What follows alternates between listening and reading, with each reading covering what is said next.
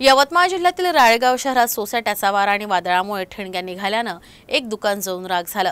ही आग इतकी भीषण होती की दुकानात ठेवलेला संपूर्ण माल जळून राख झाला। दुकान बंद असल्यामुळे कोणतीही जीवितहानी झाली नाही।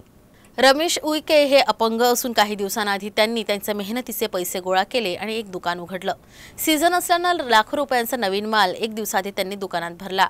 उईके यांचं राळेगाव येथील मुख्य रस्त्यावर डेली नीड्सचं दुकान आहे। यवतमाळ जिल्ह्यात गेल्या 2 दिवसांपासून अवकाळी पाऊस सुरू आहे।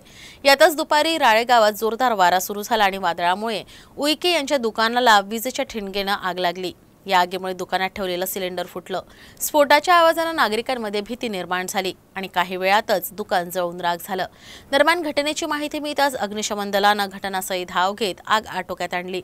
मात्र दुकानात ठेवलेला लाखोंचा माल जळून राख झाला।